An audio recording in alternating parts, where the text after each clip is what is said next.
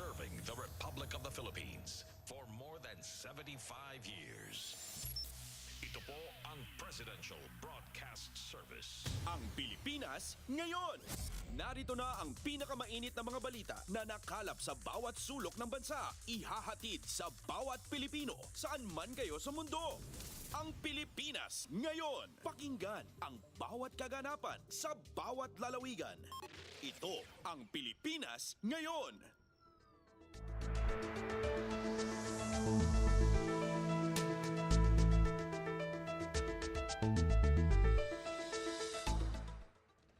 Magandang araw Pilipinas at sa mga Pilipinong naabot ng shortwave frequency ng Radyo Pilipinas World Service.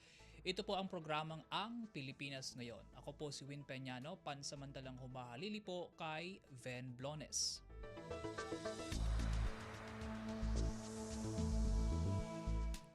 Ngayon pong araw, amin pong ihatid sa inyo ang mga may init na balita sa bansa, gayon na rin ang mga balita sa probinsya, pagninegosyo, showbiz at sports.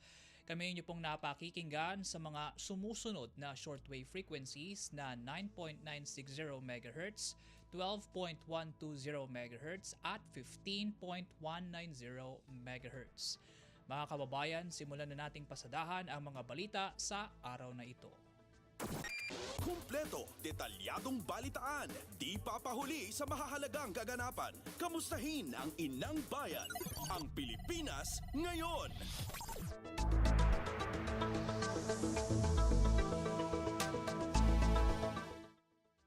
Una sa ating mga balita, pinangunahan ni Pangulong Ferdinand R. Marcos Jr. ang pamamahagi ng iba't ibang government assistance sa humigit 2,000 benepisyaryo sa bayan ng San Jose sa probinsya ng Occidental Mindoro. Binubuo ang mga tulong ng ilang units ng pumps at engines, combined rice harvesters at traktora, fishing boats, aggregating device, marine engines, chest freezers, gill net sets at small-scale composting facilities. Bukod sa mga nabanggit na kagamitan, ilang tulong pinansyal din ang ipinagkaloob ng Pangulo mula sa mga programa ng Department of Social Welfare and Development, Department of Labor and Employment, Department of Agriculture, Philippine Crop Insurance Corporation, Department of Trade and Industry at Technical Education and Skills Development Authority o TESDA. Ang mga nabanggit na tulong ay upang asistehan ang mga taga-Occidental Mindoro na lubhang apektado ng umiiral na El Nino sa bansa. Ating pakinggan ang naging mensahe ng Pangulong Marcos sa pamamahagi ng iba't ibang tulong sa mga benepisyaryo sa Occidental Mindoro. Ako mabuti naman at nabalik ako dito dahil hindi talaga pagka nakakatanggap ako ng mga report ay talagang malakas ang tama ng El Nino dito sa lalawigan ninyo. At yung iba, yung pinanggalingan namin ay nakita namin talagang tuyong-tuyo. Kaya nandito kasama rin natin, hindi umakyat sa stage, nandyan ang National Irrigation. Ayan, si Eddie Guillen, tiga amin po ito, pero siya nailagay natin sa irrigation at marami po tayong plano. Meron tayong pinaplano ngayon na dam na ilalagay para makuberan hanggang San Jose, Magsaysay at mapatubigan na. Para naman kahit mahina ang ulan ay meron pa tayong makukuhanan ng tubig. Ito sa pamamaraan ng dam at magbibigay din tayo yung tinatawag na solar powered pump. Ito po ay mga bomba na may solar na hindi na kailangan ikabit sa kuryente. May solar siya, may sarili siyang pinagkukuhanan ng kuryente. At ito, mabilis lang ito, hindi masyadong mahal. Maraming magdadala po kami rito para mapatubig na naman. Dahil alam naman po natin sa ating mga magsasaka, ang punot dulo, lalong-lalo na pagkapalay ang pinag-uusapan, ang punot dulo nitong lahat ay patubig. Kasama siyempre yung ayuda, kasama pa siyempre lahat ng mga ibang inputs. Ngunit kahit kumpleto lahat ng ating urea, yung ating fertilizer, kahit kumpleto lahat ng pesticide natin, kahit kumpleto ang ating mga farm equipment, pagka mahina ang daloy ng tubig ay mababa pa rin ang ani. Kaya yun ay babaguhin natin.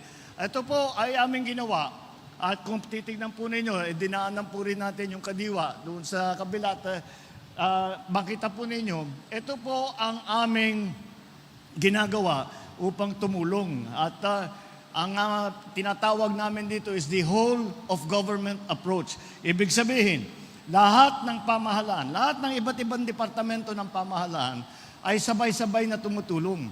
Hindi lamang DA, hindi lang Department of Agriculture dahil pinag-uusapan nga ang mga pagsasaka. At ngunit kasama na rin natin ang iba't ibang mga kalihim ng iba't ibang departamento upang sila lahat ay makipag-coordinate sa local government. Nandito si Vice Gov, nandito si Mayor, para magsama-sama at maging maayos ang pagdala ng tulong sa mga nangangailangan.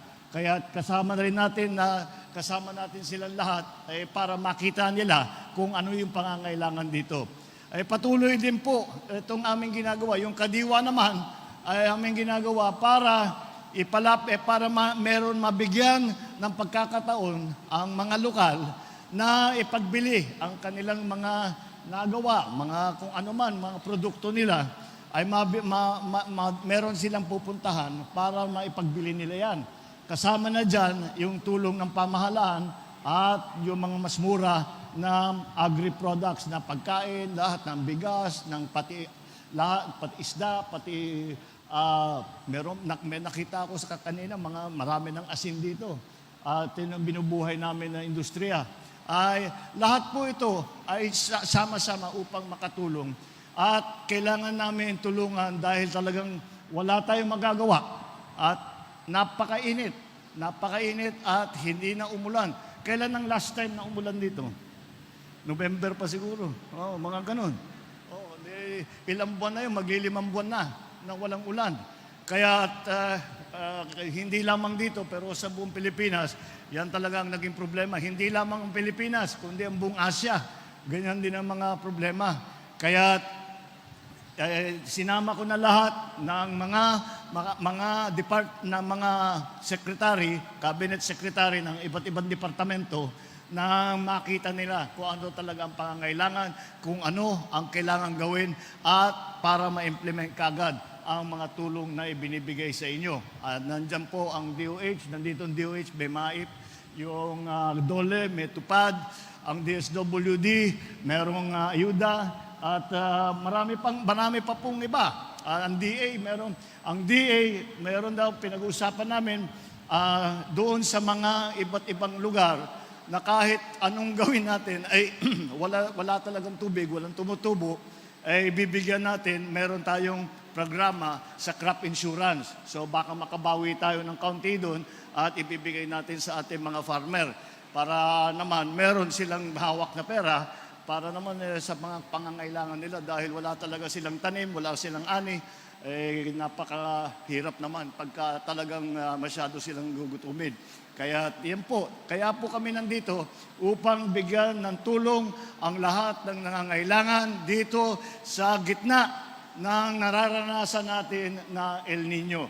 Asahan po ninyo na ang pamahalaan po ay ang national government, kasama ang ating mga legislator, kasama po ating mga cabinet secretary, kasama po ang ating local government. Pinagkakaisa natin lahat yan upang gawin lahat ng kailangan gawin.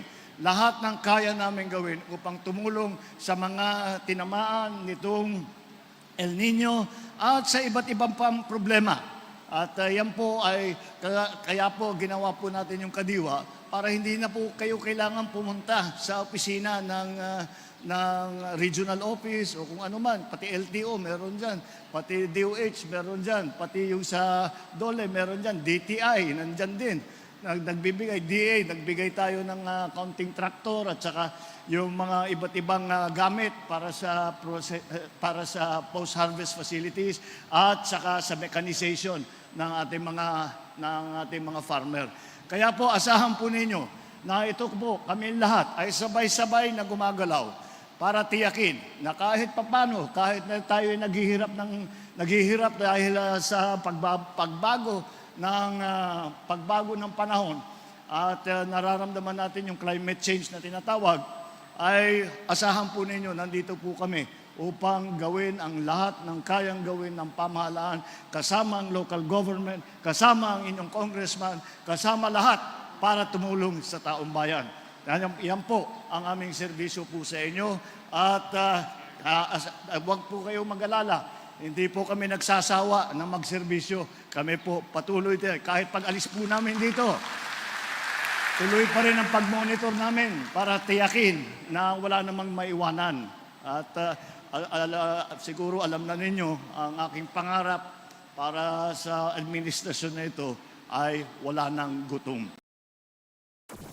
Kumpleto, detalyadong balitaan, di papahuli sa mahahalagang kaganapan. Kamustahin ang inang bayan, ang Pilipinas ngayon.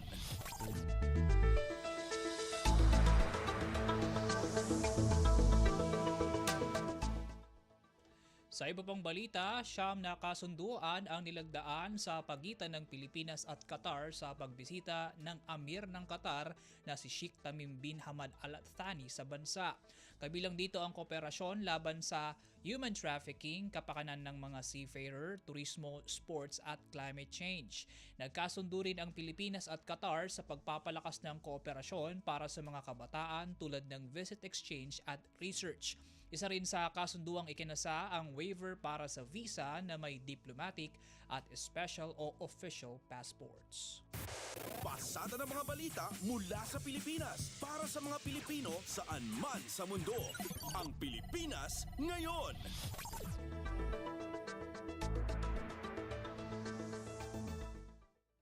Sa kaugnay pa rin na balita, pinuri ng Amir ng Qatar na si Sheikh Tamim bin Hamad Al Thani ang Filipino community mula sa kanilang walang sawang suporta at epektibong kontribusyon sa pag-unlad ng Arab country.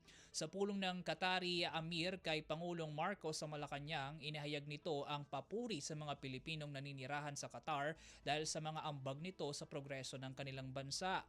Tinatayang nasa 240,000 ang mga Pilipinong naninirahan sa Qatar. Umabot naman sa $895 million ang nairemit ng Qatar sa Pilipinas nitong 2022. Kumpleto, detalyadong balitaan, di papahuli sa mahahalagang kaganapan. Kamustahin ang inang bayan, ang Pilipinas ngayon.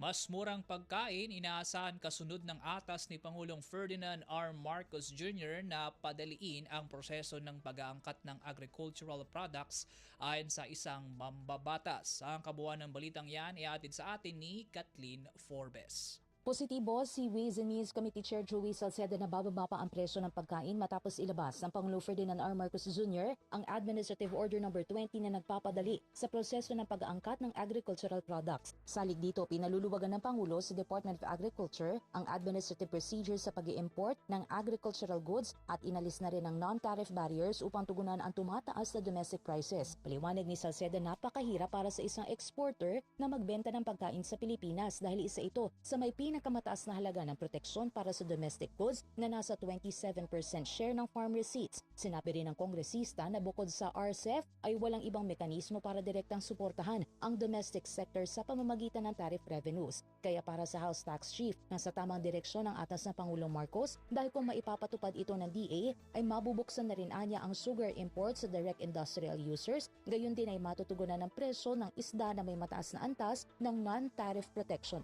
Ito si Kathleen Forbes para sa Radyo Pilipinas. Pasada ng mga balita mula sa Pilipinas para sa mga Pilipino saan man sa mundo. Ang Pilipinas ngayon.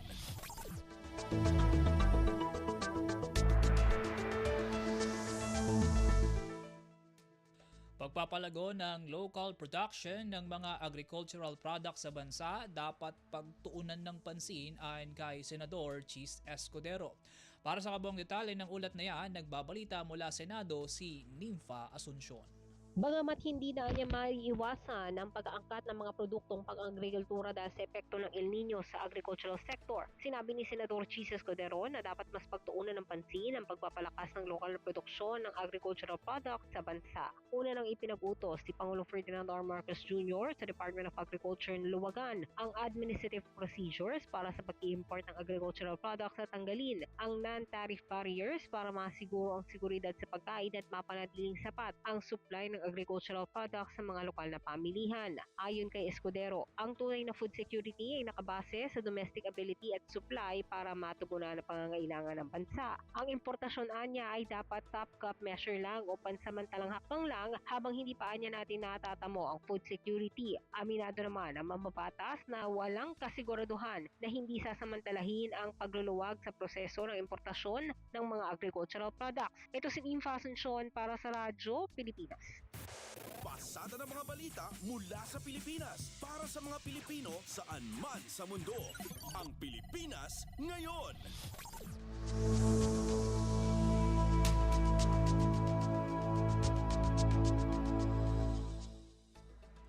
Tiniyak ni Agriculture Secretary Francisco Tiu Laurel Jr. na nananatiling matatag at tuloy-tuloy lamang ang trabaho sa buong kagawaran ng pagsasaka. Ito ay sa kabila ng dismissal order ng Ombudsman kay Attorney Demosthenes Escoto bilang National Director ng Bureau of Fisheries and Aquatic Resources o BIFAR na attached agency ng Department of Agriculture o DA ilang linggo lamang matapos na masuspende rin si National Food Authority Administrator Roderico Bioco. Ayon kay Secretary Tiu Laurel Jr., nagkataon lamang na may magkasunod na administrative order ang Ombudsman laban sa dalawang opisyal at ito ay magkahiwalay na issue naman. Dahil dito hindi nakikita ng kalihim ang pangangailangan na magkaroon ng malawakang balasahan sa mga opisyal ng buong kagawaran. Wala rin anyang dapat ipag-alala sa operasyon ng BIFAR dahil agad din namang itong nagtalaga ng papalit sa nabakanteng posisyon sa katauhan ni Isidro Vilayo Jr. Kumpleto, detalyadong balitaan, di papahuli sa mahahalagang kaganapan. Kamustahin ang inang bayan, ang Pilipinas ngayon.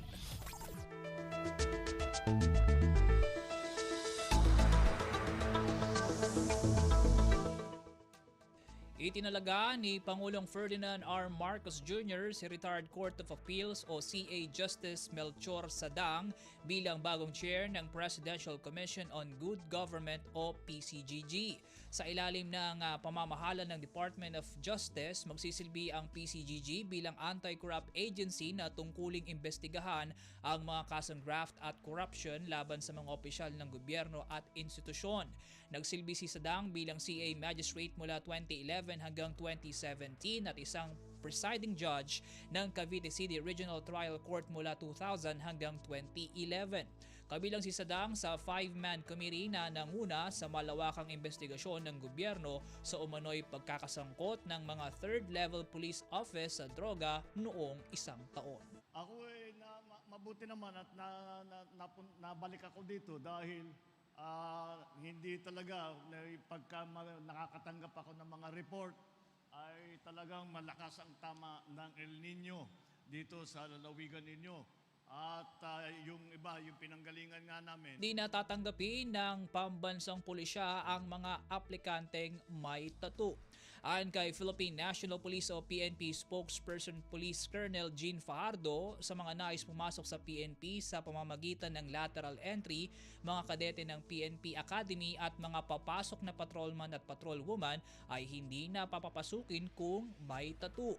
Sa bisa ito ng Memorandum Circular 2024-023 na inaprobahan noong Marso 19 at magiging epektibo 15 araw matapos itong mailathala. Kung ang isang pulis naman ay may tattoo bago ito na ipatupad, hindi na sila papayagan pang magpatattoo ng bago, lalo na sa mga parteng kitang-kita habang nakasuot ang uniforme. Hindi naman kasali sa mga ipagbabawal ang mga tattoo sa kilay.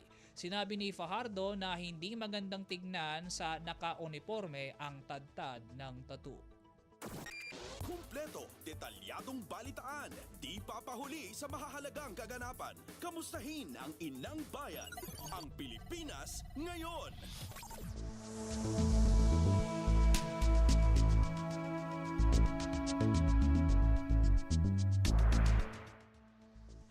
Hepe ng pambansang pulisya, ibinida ang partisipasyon ng Philippine National Police Special Action Force sa Balikatan Exercise ngayong taon. Ang detalye ng balitang yan ay atin sa atin ni Leo Sarne.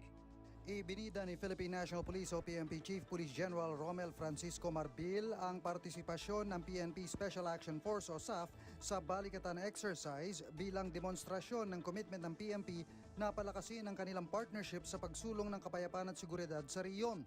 Ayon kay General Marbil, handa ang PNP na makilahok sa pinakamalaking pagsasanay militar ng Pilipinas at Estados Unidos na formal na nagbukas kahapon. Una nang inanunsyo ni SAF Director Police Major General Bernard Banac na 156 na SAF troopers ang lalahok sa pagsasanay.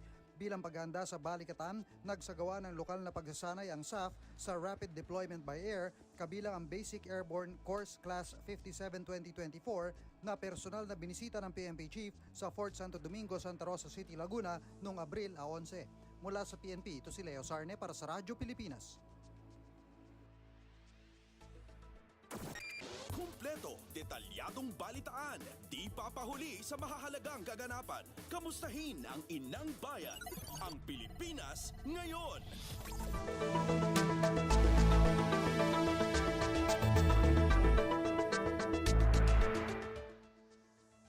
Umabot na sa mahigit 100 milyong piso ang halaga ng multa na nakolekta ng pamahalaan sa mga kolorum na sasakyan. Ito ay sa resulta ng pinaigting na anti-colorum operations ng Department of Transportation Special Action and Intelligence Committee for Transportation o DOTR-SAICT. Batay sa datos, ang naturang halaga ng multa ay mula sa isinagawang operasyon simula Nobyembre ng 2023 hanggang nitong Abril 1 ng taong kasalukuyan. Kabilang sa mga nahuli ng SAICT ang mga bus, van at iba pang pampublikong sasakyan. Nasa 200,000 pesos ang multa sa mga kolorum na van habang 1 milyon naman ang ipinapataw sa mga kolorum na bus. Nanawagan ang DOTR sa publiko na huwag tangkilikin ang mga kolorum na sasakyan at sa halip ay i-report ito sa DOTR Commuter Hotline 0920-964-3687. Pasada ng mga balita mula sa Pilipinas para sa mga Pilipino saan man sa mundo. Ang Pilipinas ngayon.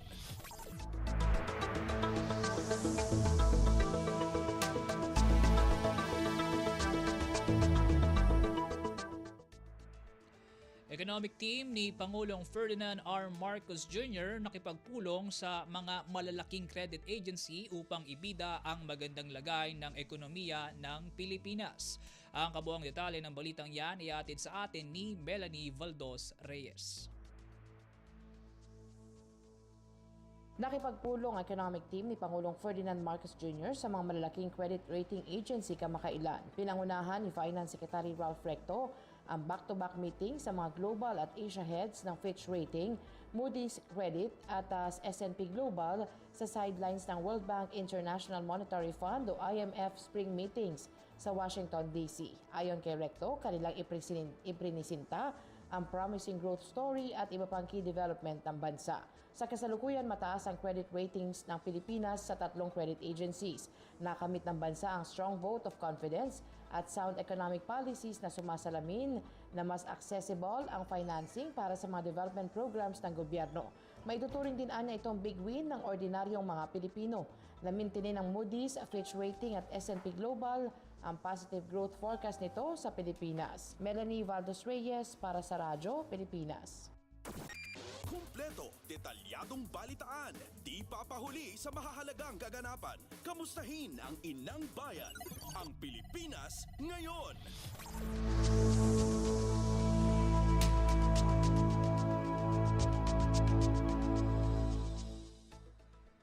Nasa humigit 30 kaso ng sakit na may kinalaman sa mataas na temperatura o init ang naitala sa buong bansa.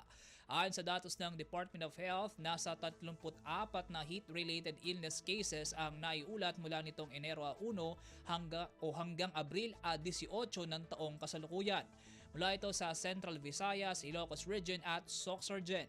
Alim rito ang nasawing ngunit hindi pa kumpirmado ang tunay na sanhi ng kanilang ikinamatay. Sa patuloy na pagtaas ng temperatura, pinapayuhan ng ahensya ang publiko na uminom ng maraming tubig at manatili lamang sa malilim o sa malamig na lugar. Kumpleto, detalyadong balitaan, di papahuli sa mahahalagang kaganapan. Kamustahin ang inang bayan, ang Pilipinas ngayon.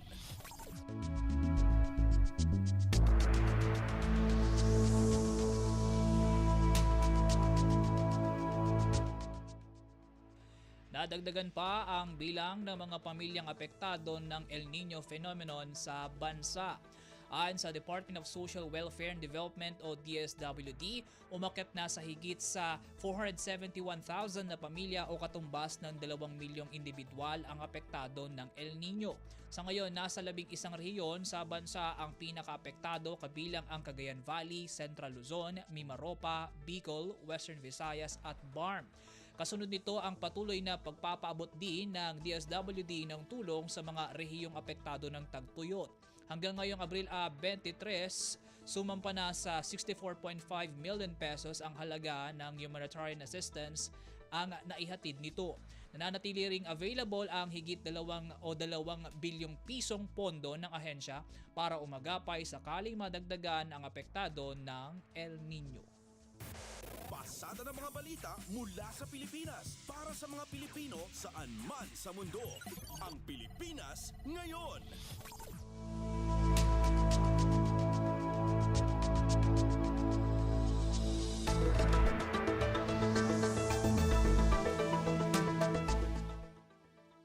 At yan po mga pangunahing balita sa ating bansa. Samantala, puntahan naman natin ang mga ulat sa probinsya sa pamamagitan ng ating mga kapatid na himpilan mula Luzon hanggang Mindanao.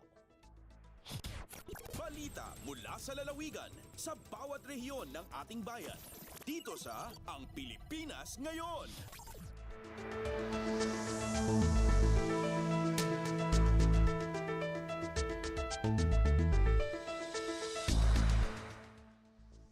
Para sa ating unang balita mula probinsya, digital accounts dumoble kaysa traditional bank accounts.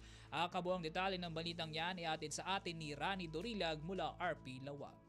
Ngimato ti account ownership dagiti tattao iti biyang ti digital sector.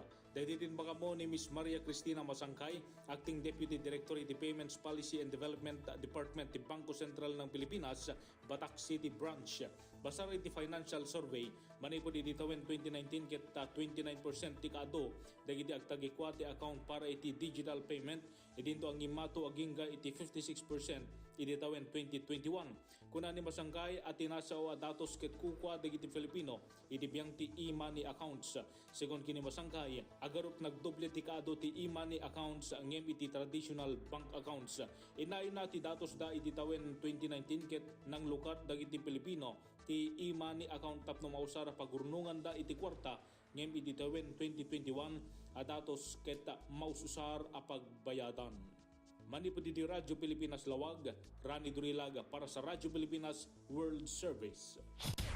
Balita mula sa lalawigan sa bawat rehiyon ng ating bayan. Dito sa Ang Pilipinas Ngayon.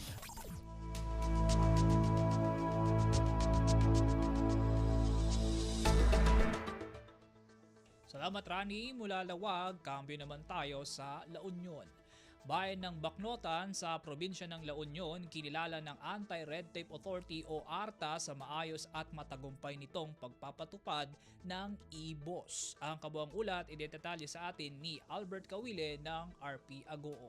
Pinadayawan ti Anti-Red Tape Authority ti lokal gobyerno ti Baknotan, La Union. Kapoy ti umno ken naballaygi panakay patungpal ti Electronic Business One-Stop Shop uno e-boss. Personal nga nyawat ni ARTA Director General ken Secretary Ernest Perez ti komendasyon kini Mayor Divine Fontanilla babaen iti maysa seremonya sa Jay Dimsu International Convention Center iti kalman Abril 22. Ti gobyerno lokal ti Baknotan ti may kaduang nga LGU kalpasan ti siyudad ti San Fernando ane payan iti pamigbig dito'y Region 1, kalpasan na naikideng negative validation inspections ti ARTA, nananay na streamline can digitalize ti proseso da, manipod panagaplikar agengga iti panakaypayulog ti business permit. Sigon kini Mayor Fontanilla, agtultuloy ti panakitinulong na kadagiti amin ang maseknan, ken ti sibubukel a gobyerno tapno mataginayon ti business friendliness ken mapado, ti bilang dagiti agnegosyo iti nasao nga ili. Impaganetgetmet ni Director General Perez at ibaknotan ket may sa modelo nga ili iti panakaypatungpal iti programa nang runa iti panakapapartak ti proseso iti lokal a gobyerno.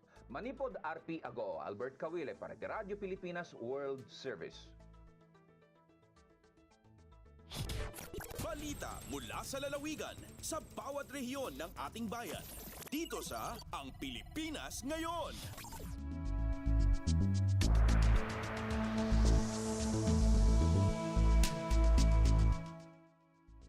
Salamat Albert. Samantala mula La Union, baling naman tayo sa Kabisayaan. Department of Science and Technology sa Eastern Samar nagkaloob ng portasol sa mga magsasaka ng palay sa bayan ng Dolores. Ang kabuang detalye ng balita ibabahagi sa atin ni Pen Pumida ng RP Borongan. Formal nga gin-turnover ang Department of Science and Technology DOST Eastern Samar ang 5 ka boxes and multipurpose grain solar speed drying trays kung tawagan portasol nga daha Malaintos Organic Rice Farmers Association kon Morfa hausa nga seremonyas Abril 16 nga tuig habung tuhiton Dolores. Nabaroan han Radyo Pilipinas sa DOST iton Morfa in kilala nga komunidad nga nagproproducer hin native rice-based products sugad hiton pop rice, rice piniato, rice puto, rice sa lukaraw iba pa. Ang kanang DOST Portasol indako nga pakabulig hit DOST post-harvest capability, pag-improve hit storage process hit raw materials, ngan kadugangan nga processing equipment hit ira bag-o nga gin-construct nga production facility nga ginhatag handar og LGU Dolores. Sigun han DOST, ang Portasol drying trays nga inobasyon hin Filipino inventor in gindisenyo para madagmit nga makapagpamarahin magkadirodelain nga grain-based agricultural products. Ini nga teknolohiya inabulig pagpaupahit kalidad hit produkto agrikultural ug naibanan iton post-harvest losses. Tikang Radyo Pilipinas Borongan inihipen Pumida para Radyo Pilipinas World Service. Balita mula sa lalawigan sa bawat rehiyon ng ating bayan. Dito sa Ang Pilipinas Ngayon.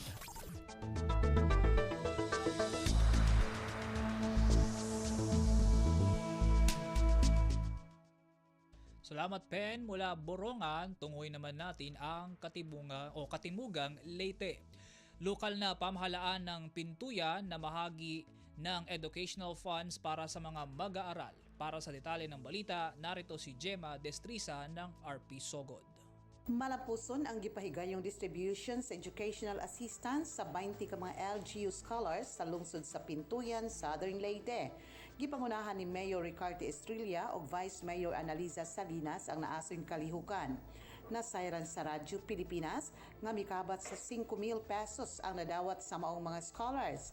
Sumapa ni Mayor Rick Estrella nga ang maong kantidad gipasabot sa mga estudyante agigtabang sa ilang mga pamaliton sa ilang mga pag-eskwela. Giawhag usab sa local chief executive nga ang mga kabataan kinahanglang magtinundo silang pagtuon aron dili masayang ang gihatag nga tabang kanila gikan sa LGU Pintuyan.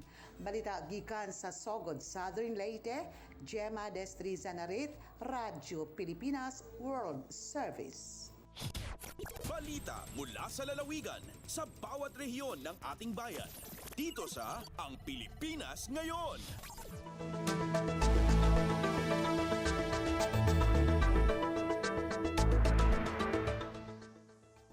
Salamat Gemma mula Kabisayaan, libad naman tayo sa Mindanao.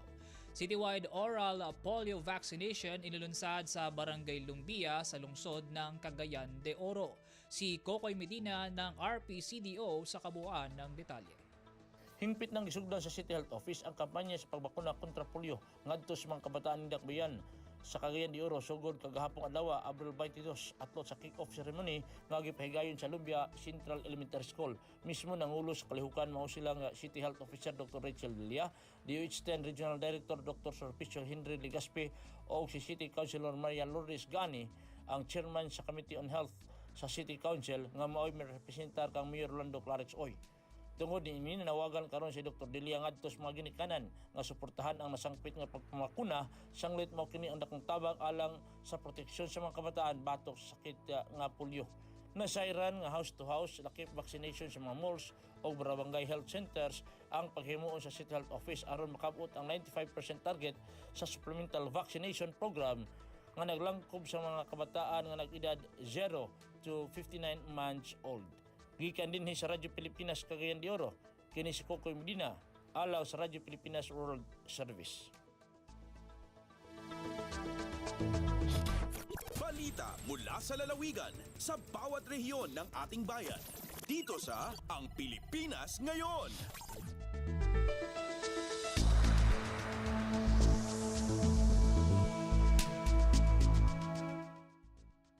Salamat Kokoy. Mula CDO, lipat naman tayo sa Zamboanga. Higit 35 milyong pisong tseke mula sa Department of Social Welfare and Development iginawad sa lokal na pamahalaan ng Dipolog bilang social pension ng mga senior citizen. Para sa detalye ng balitang yan, narito si Bless Iboyan ng RP Zamboanga. Gipanguluhan sa Department of Social Welfare and Development kon DSWD ang pag-turnover sa usa ka cheque nga adunay kantidad nga 35,352,000 pesos alang sa City Social Welfare and Development Office o CSWDO sa lungsod sa Dipolog kaniadtong miaging semana. Mitambong sa nahitabong aktibidad ang mga representante gumikan sa DSWD ug mismong ang amahan sa lungsod sa Dipolog nga si Mayor Daryl Dexter Uy kauban ang pipila ka empleyado sa CSWDO. Ang nahisgutang cheque mao ang budget alang sa social pension sa mga senior citizen gikan sa nagkalain-laing barangay sa Dipolog City. Mukabat sa 5,892 ka mga senior citizens ang mahimong benepisyaryo niini nga kantidad ilalom sa programa nga Social Pension for Indigent Senior Citizens. Dakong pasalamat ni Mayor Uy sa buhatan sa DSWD, labi na nga dako kining tabang sa mga katiguangan alang sa ilang pang-adlaw-adlaw nga panginahanglanon sama sa tambal ug bitamina.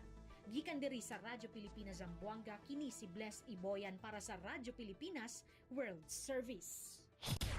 Balita mula sa lalawigan sa bawat rehiyon ng ating bayan. Dito sa Ang Pilipinas Ngayon.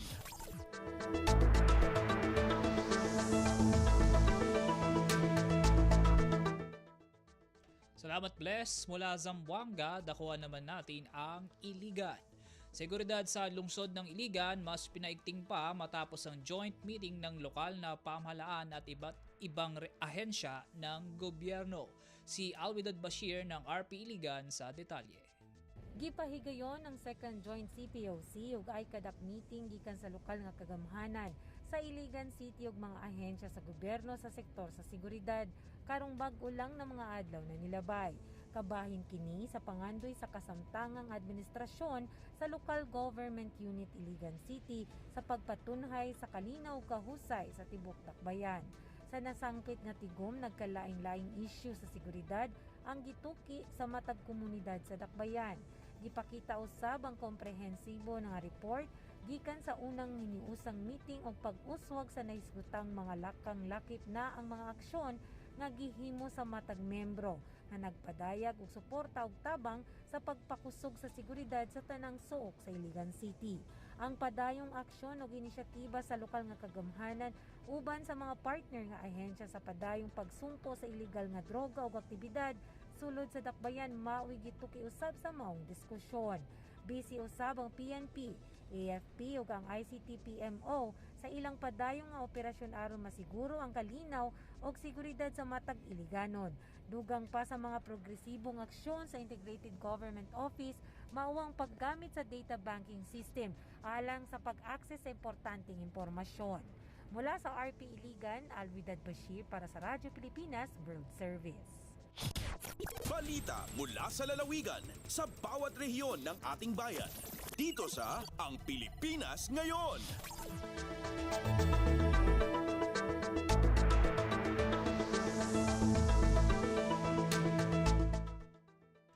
At yan po mga pangunahing balita sa ating mga kapatid na himpilan sa iba't ibang dako ng bansa. Samantala mula balitang probinsya, tunguin naman natin ang mga mainit na balita sa larangan ng pagnenegosyo at kalakalan na ihahatid sa atin ni Steph Vicente.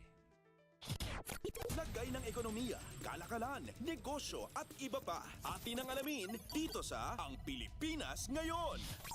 Magandang araw, narito tayong muli para sa segmentong Balitang Negosyo at Kalakalan. Lumagda ang Pilipinas ng Rapid Response Options o RRO Agreement sa World Bank bilang bansang nangunguna sa disaster and crisis response. Ang RRO ay bahagi ng WBG Expanded Crisis Preparedness and Response Toolkit upang i-empower ang bansa at bigyan ng karagdagang resources. Kabilang din ito sa hangarin ng WBG na epektibong maihatid ang tulong sakaling magkaroon ng krisis o kalamidad. Maituturing din itong flexible resource reallocation upang pagkalooban ang Philippine government ng agarang pondo para sa mahahalagang serbisyo gaya ng healthcare, shelter at pagkain.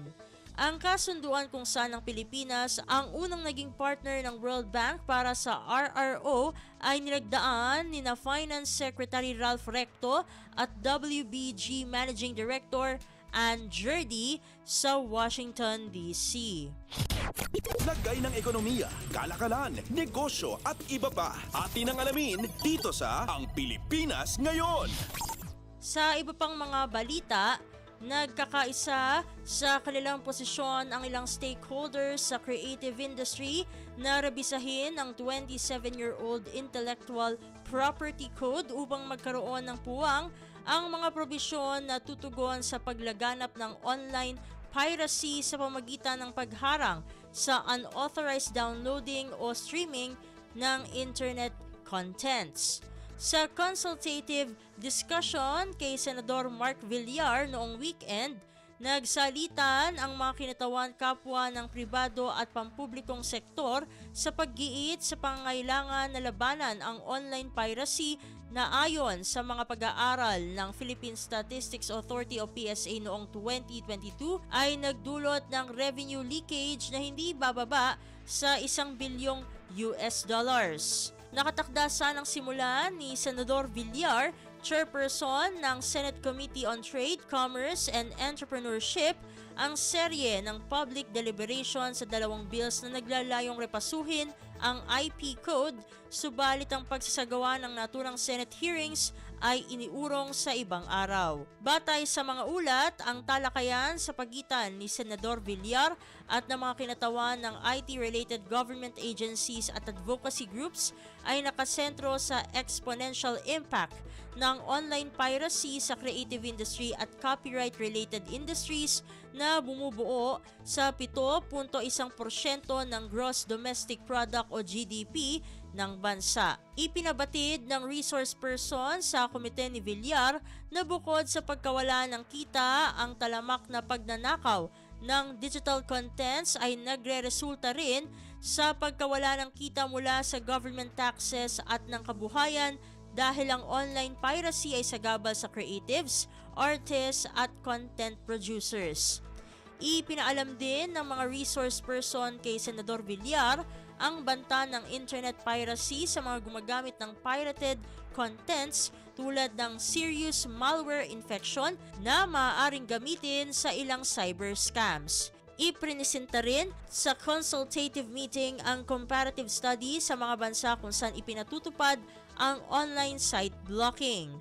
Lumitaw din sa parehong pag-aaral na lumipat ang mga viewers sa legal content subscriptions makaraang isulong ang online site blocking. Lumabas pa sa pag-aaral na 92% ng mga respondents sa Pilipinas ay may negative attitude sa online piracy at nagpapakita ng kahandaan ng mga Pilipino na magbayad para sa legal sites upang maka-access sa online contents. Sa panig naman ng Intellectual Property Office of the Philippines, ipinaalam nito sa komite ni Villar na matagal na nilang isinusulong ang pag-amyenda sa code nito upang ipasok ang mga probisyon na magpapahintulot sa IPO-PHL na i-disable ang access sa online sites na lumalabag sa copyrighted materials. Kumpiyansa ang mga kinatawan ng internet service providers na mareresolba ng online site blocking ang karamihan sa mga issue, subalit binigyang diin na ang iba pang alalahanin tulad ng detection at reporting ay mahalagang sangkap din sa pagtugon sa online piracy. Nagpahayag naman ng suporta ang mga opisyal mula sa Department of Information and Communications Technology at ang mga law enforcer na dumalo sa consultative meeting sa giyera kontra digital piracy. Binigyang diin din ng mga dumalo sa talakayan ang pangangailangan na ipasa ang site blocking law bilang epektibong kasangkapan upang masugpo ang piracy. Pinatutungkulan ang Senate Bill numbers 2150 at 2385. Layo ng dalawang bills na ito na amyendahan ng IP Code at alisin ang mga umiiral na probisyon na naglilimita sa kapangyarihan upang saklawin ang electronic at online content within the definition of pirated goods. Lagay ng ekonomiya, kalakalan, negosyo at iba pa. Atin ang alamin dito sa Ang Pilipinas Ngayon.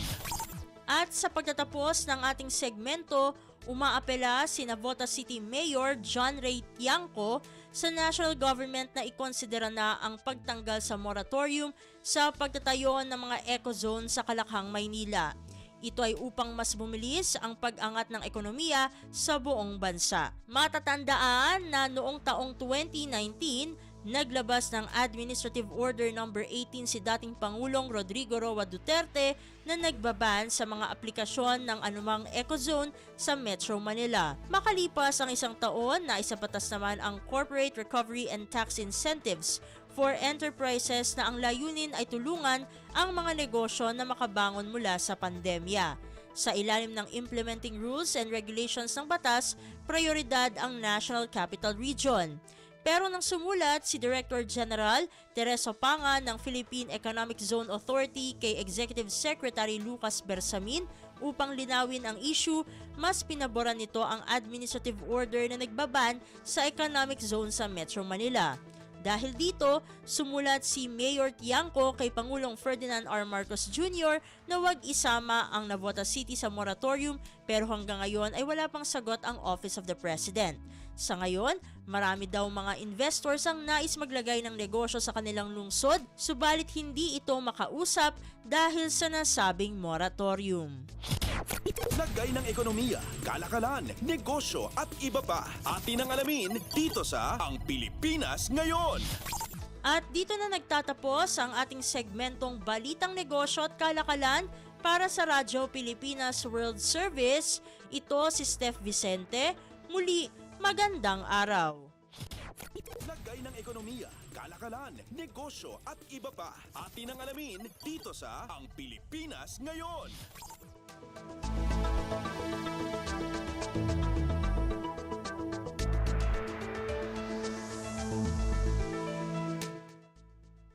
Salamat Steph. Mula Balitang Negosyo at Kalakalan, alamin naman natin ang mga maiinit na balita sa larangan ng palakasan mula sa ulat ni Leo Magpayo. Updates at pinakahuling mga usapin sa mundo ng palakasan. Atin ang pakinggan dito sa Ang Pilipinas Ngayon. Magandang araw. Narito na po ang sports balita. Nakopo ni track and field mainstay John Ray Ubas ang gintong medalya sa men's long jump event sa 84th Singapore Open Track and Field Championships na ginanap sa Singapore Sports Hub. Lumundag ng 7.58 meters si Ubas para kunin ang gintong medalya kasunod ni Wen Hua-Hu ng Chinese Taipei na nalundag ang 7.43 meters para angkinin ang silver medal. Nakuha naman ni Ivan Moon ng Singapore ang bronze medal pagkatapos magtala ng 7.26 meters. Mainit namang binati ng Philippine Athletics Track and Field Association or PATAFA si Ubas sa kanilang social media page para sa karangalan na ibinigay nito sa Pilipinas. Sasabak muli ang reigning Southeast Asian Games men's long jump champion sa Hong Kong Athletics Championships 2024 itong darating na Mayo 4 hanggang 5. Pagkatapos sa Hong Kong, magbabalik bansa si Ubas para lumahok naman sa ICTSI Philippine National Championships na nakatakda sa Mayo 8. Updates at pinakahuling mga usapin sa mundo ng palakasan.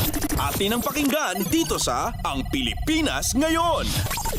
Nagpakita ng gilas sina Jonah Dolorito ng Lyceum of the Philippines University at Jiwen Senuto ng Arellano University sa kani-kanilang koponan para kunin ang mga panalo sa ikalawang linggo ng NCAA Season 99 Volleyball Tournament.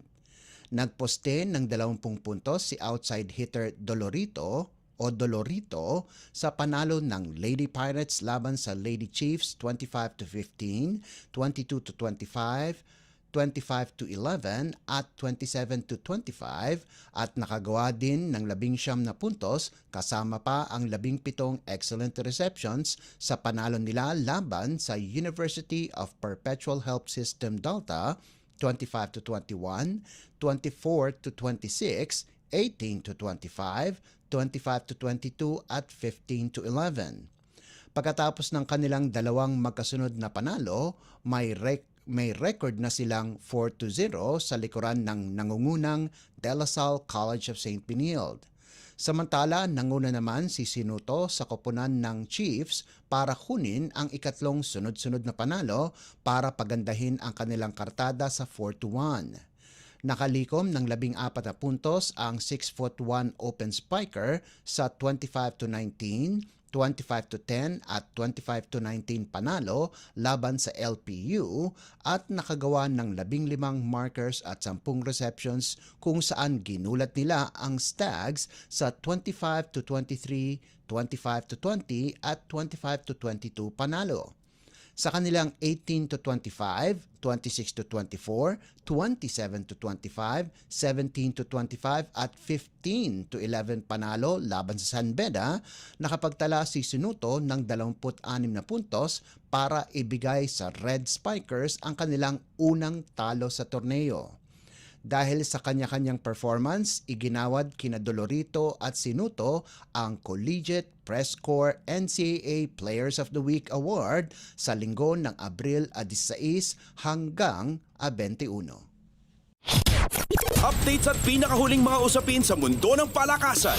Atin ang pakinggan dito sa Ang Pilipinas Ngayon. Umaasa ang pamunuan ng De La Salle University na mabilis na gumaling ang pambato ng Lady Spikers na si outside spiker Angel Canino para trangkuhan ang koponan sa UAAP Season 86 Women's Volleyball Tournament. Kasalukuyang nagpapagaling ang reigning most valuable player na si Canino pagkatapos itong magtamo ng injury sa kanyang kanang braso. Hindi pa rin naglaro si Canino nitong huling laro ng La Salle kontra Ateneo de Manila University kung saan nakita itong nagwa-warm up. Kahit hindi nakapaglaro si Canino, mabilis pa rin dinispatcha ng Lady Spikers ang Lady Eagles sa loob lamang ng 3 sets, 25-12, 25-12 at 25-18 para pagandahin ang kanilang record sa 11-2. Layunin ng coaching staff ng DLSU na makapaglaro na si Canino laban sa University of Santo Tomas sa Abril 27. Ayon kay coach o assistant coach Noel Orculio, maganda ang ipinapakitang progreso ni Canino sa kanyang mga therapy sessions at umaasa siyang makakapaglaro na ito laban sa UST. Importante ang pagtatapat ng La Salle at UST dahil kung sino man ang mananalo ay makukuha ang twice-to-beat advantage papasok ng semifinals. Updates at pinakahuling mga usapin sa mundo ng palakasan. Atin ang pakinggan dito sa Ang Pilipinas Ngayon. At yan ang pinakahuling balita sa larangan ng palakasan. Para sa Radyo Pilipinas World Service, ito po si Leo Magpayo. Magandang araw.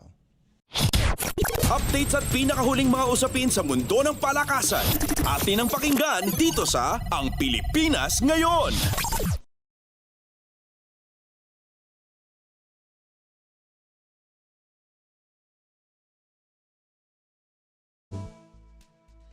Salamat Leo mula Sports. Pakinggan naman natin ang mga bagong chika sa ating showbiz balita na hatid ni Mama JT.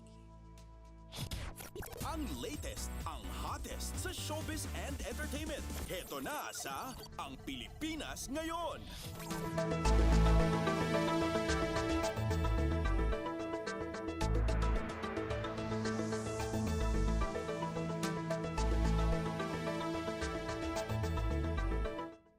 Halo, magandang araw sa ating mga chismoso at chismosang nag-aabang ng ating balitang artista. Nandito na si Mama JT para maghatid ng mga trending na balita sa mundo ng showbiz. Ito na ang ratsyada ng mga chika. Kilig ang hatid din sa Milby at Miss Universe 2018 Catriona Gray sa kanilang pagsasama sa birthday ng head ng Cornerstone Entertainment na si Erickson Raimundo. Sa Instagram post ng negosyanteng si Pinky Tobiano, kitang-kita ang pagiging sweet nila habang nag-uusap. And ayon sa caption ng negosyante, the quote-unquote, the heat won't stop these sweet couple, Kat and Sam, and we are all here to celebrate Erickson's B-Day. At ang nasabing litrato na yun na magkasama ang dalawa ang nagpawala sa umiikot na spekulasyon na sila ay naghiwalay na. And sa March 10, 2024 post ng aktor at director na si John Prats, magkasama ang dalawa kasama ang may bahay ni John na si Isabel Oli. Base sa picture, naglaro ang apat ng pickleball, isang uri yan ng paddle sport na design para sa dalawa o apat na manlalaro. At matatandaan noong February 28, 2024 nang inamin ng Cornerstone Entertainment na humaharap sa pagsubok ang relasyon ni na Catriona at Sam, pero sinusubukan daw ng dalawa na ayusin ito. Samantala, tinultukan na ni Megan Young ang kumakalat na balitang buntis siya sa unang baby nila ni Micael Daes. Kamakailan lang naging agaw pansin kasi ang recent Instagram video ng couple na nasa Boracay at may pinopromote na mga sunscreen product. And maraming netizen ang nag-react sa nasabing post at sinabing mukhang nagdadalang tao na ang beauty queen. Sa una ay hindi pinansin ng mag-asawa ang mga naging komento, pero sa latest video ni Megan ay diretsyahan na niya itong sinagot. And sa isang post ng couple, makikita ang kanilang beach trip na pinopromote ang isang thermal flask brand ng may isang IG user o Instagram user ang nagkomento. Sabi niya, quote-unquote, bragi ka na Meg. At nag-reply nga itong si Miss Universe 20 o Miss World 2013 Megan Young at ang kanyang sagot doon, quote-unquote, busog lang. Kalakip ang isang grinning face with sweat emoji. And kung matatandaan noong 2022 na mag-open up ang celebrity couple na sina Megan at Micael kaugnay sa pagkakaroon ng anak. At inamin ng beauty queen na marami ang nagtatanong sa kanila kung may plano na silang magka-baby. Ang tugon niya riyan, quote-unquote, if we have kids, then we have kids. And if we don't, we don't. If I get pregnant, okay. And if not, then we just continue living life. Samantala, muling na hot seat ang Miss Universe Philippines 2023 na si Michelle D dahil sa pag-follow muli nito sa Especially For You searchie na si attorney Oliver Moller sa Instagram. Ito'y matapos na mga napansin ng mga netizen ang biglaang pag-unfollow ni Michelle kay Oliver noong nakaraang linggo. Matapos ang segment na yon ng It's Showtime noong April 6 ay agad ding lumabas na magkasama sina Oliver at Michelle para sa isang date. Nang kamustahan ito sa naging date nila, sabi ng Cebuano lawyer, Michelle is amazing, elegant, and such a well-spoken person, very professional. At sa huli natin chika for today, nagsorry o humingi ng tawad ang kapuso Limitless star na si Julian San Jose sa nag-iisang Asian songbird na si Regine Velasquez dahil sa biglaan niyang pag-atras bilang isa sa mga special guests sa Regine Rocks concert last April 19 sa Mall of Asia Arena. Ayon kay Julian, kinailangan niya magpaalam sa production ng concert ni Regine dahil sa naranasang health emergency ilang oras bago maganap ang naturang event. Sa pamamagitan ng kanyang Facebook page, nag-post ang actress-singer ng kanyang mensahe para kay Regine kasabay ng pagpapaliwanag kung bakit wala siya sa matagumpay na Regine Rocks concert. Gayunpaman, nagpasalamat pa rin ito sa matagumpay nitong konsyerto at humingi ito ng paumanhin sa kanyang hindi pagsipot at the last minute. Bilang kapalit ni Julian, agad na sinabihan ng production si Darren Espanto kung pwede siyang mag-concert o mag-guest sa concert na hindi naman tinanggi ng singer, actor sa biglang paanyaya ng production team. At wala pang pahayag si Regine sa paghingi ng tawag ni Julian sa hindi niya pagsipot sa concert.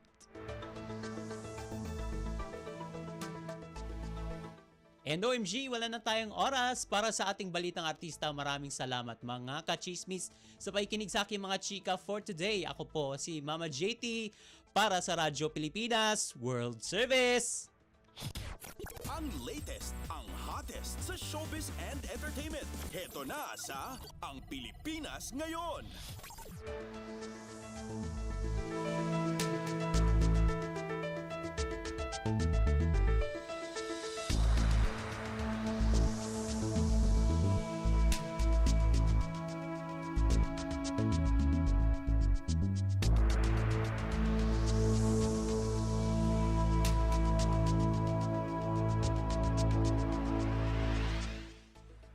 Salamat Mama JT para sa ating showbiz balita ngayong araw.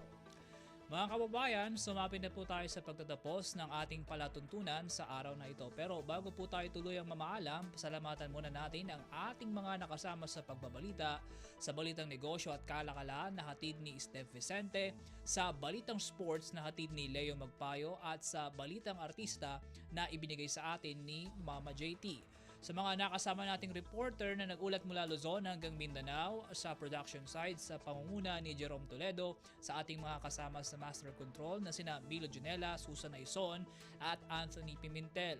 Sa mga kaibigan natin sa Tinang Tarlac at sa aming station manager na si Ginoong Ray Sampa.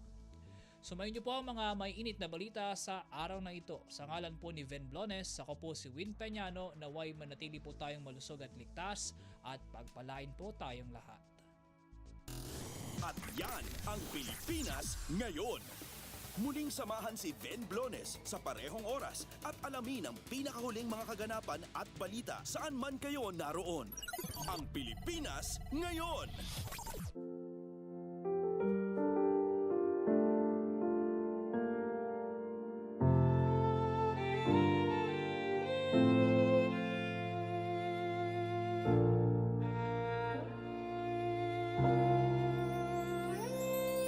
Ang tanging may pamamaan ako'y edukasyong Pilipino. Tinuturong galing at talino para maabot ang pangarap mo. Ang tanging handog ko sa'yo'y edukasyong Pilipino. Diskarteng mula sa puso, mamamangha ang mundo. Matatag na mga guro, matatag sa mga pagsubok, matatag na mga mag-aaral, matatag na talino'y umiiral. Hinaharap ang hirap, walang takot sumugod, humahanap ng solusyon, ipaglaban ang edukasyon.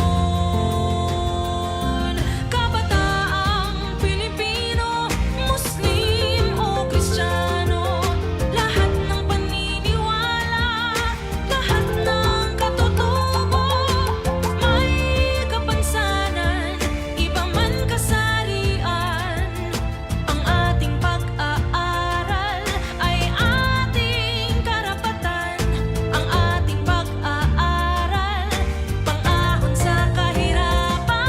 Matatag na mga guro, matatag sa mga pagsubok, matatag na mga mag-aaral, matatag na talino'y umiiral. Hinaharap ang hirap, walang takot sumugod, humahanap ng solusyon, ipaglaban ang edukasyon. Ang tanging alay ko sa'yo'y edukasyong Pilipino. Matapat ng pamamaraan, maunlad na kinabukasan.